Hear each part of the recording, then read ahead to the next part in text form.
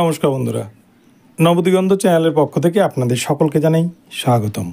তো বন্ধুরা, আজকে সকালের যে আপডেটটি আপনাদের দিতে চলেছি সেটি হচ্ছে গ্রুপ সি গ্রুপ ডি এর যে ভাতা প্রদান করার ঘোষণা করেছিল রাজ্য সরকার, সেই নিয়ে আপনারা জানেন মামলা হয়েছিল এবং সেই মামলার পরিপ্রেক্ষিতে জাস্টিস অমৃতা সিনহা ম্যাডাম তিনি কি নির্দেশ দিলেন, কি আপডেট উঠে আসলো, গ্রুপ সি গ্রুপ ডি এর যারা কর্মী ছিল তারা আদৌ ভাতা পাবেন কি না, এই নিয়ে বিস্তারিত আপডেট এই ভিডিওতে কিন্তু আপনারা সম্পূর্ণ জানতে চলেছেন। আপনারা সম্পূর্ণ ভিডিওটি দেখুন মনোযোগ সহকারে। তবে তার আগে বলি, যারা প্রথমবার চ্যানেলটি দেখছেন আপনারা অবশ্যই চ্যানেলটিকে সাবস্ক্রাইব করে দেবেন। তো চলুন আমরা মূল পর্বে ফিরে যাই, বিস্তারিত সম্পর্কে দেখে নিই।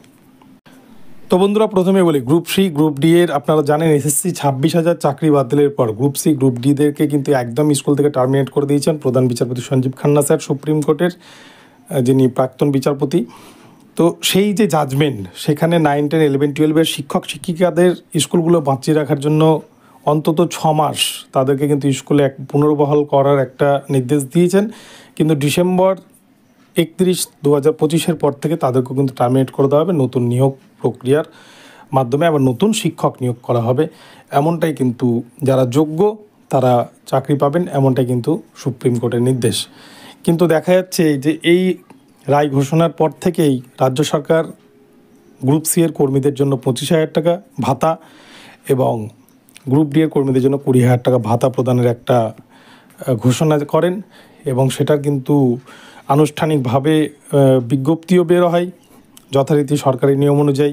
কিন্তু সেই নিয়েই কিন্তু মামলা দায়ের হয় এবং সেই মামলারই জাজমেন্ট হয়েছে গতকালকে। এবং এই নিয়ে অ্যাডভোকেট জেনারেল, রাজ্যের অ্যাডভোকেট জেনারেল কিশোর দত্ত মহাশয়কে গতকালকে ভীষণ হতাশাগ্রস্ত দেখা গিয়েছে হাইকোর্টে। কেননা তিনি বিচারপতির একাধিক প্রশ্নের মুখে তিনি কিন্তু সঠিকভাবে সওয়াল জবাব করতে ব্যর্থ হয়েছেন।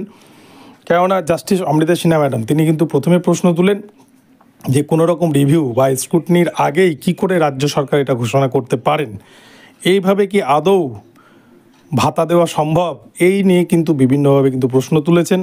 এবং এর আগেও সরকারি খাতে এইভাবে কোনো ক্ষেত্রে কোনো ভাতা প্রদান করেছে কিনা রাজ্য সরকার, কতজনকে ভাতা প্রদান করা হচ্ছে, কতজনকে এই এসএসসির 26,000 চাকরি বাতিলের মধ্যে গ্রুপ সি গ্রুপ ডি থেকে যারা অবৈধ তাদেরকে চিহ্নিতকরণ করে বের করা হয়েছে, এরকম বিভিন্ন প্রশ্নগুলো কিন্তু তোলেন।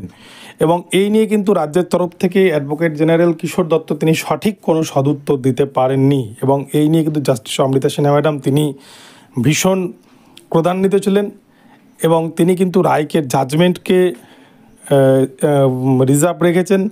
তবে যেটুকুটা গতকালকের শুনানিতে বোঝা গেছে তাতে কিন্তু গ্রুপ সি গ্রুপ ডিদের ভাতা যে প্রদানের বিষয়টা সেটা কিন্তু খুব শীঘ্রই স্টে পড়তে চলেছে এবং সেই ভাতা কিন্তু হয়তো দিতে পারবে না, কেননা হাইকোর্ট হয়তো সেটা নিয়ে একটা হয়তো স্টে অর্ডার জারি করতে পারে। কেননা গতকালকের শুনানি থেকে কিন্তু এটুকুটাই মনে হয়েছে এবং অ্যাডভোকেট জেনারেল কিশোর দত্ত মহাশয় তিনি কিন্তু সঠিকভাবে কোর্টকে বোঝাতে পারেননি যে এই ভাতা দেওয়ার বিষয়টা অ্যাকচুয়ালি কী। তো যাই হোক, এই অর্ডার জাজমেন্ট রিজার্ভের পর যেদিন জাজমেন্ট আসবে সেদিন বোঝা যাবে। তবে অমৃতা সিনহা ম্যাডামের বক্তব্য থেকে যেটুকুটা বোঝা গিয়েছে গতকালকে, তাতে কিন্তু এই ভাতা পাওয়ার সম্ভাবনা খুবই কম এবং এই মামলা হয়তো সুপ্রিম কোর্ট পর্যন্ত আবারও গড়াতে পারে বলে মনে করা যেতে পারে। তো বন্ধুরা, এখন এই পর্যন্ত রইল। ভিডিওটি ভালো লাগলে চ্যানেলটিকে সাবস্ক্রাইব করে দেবেন।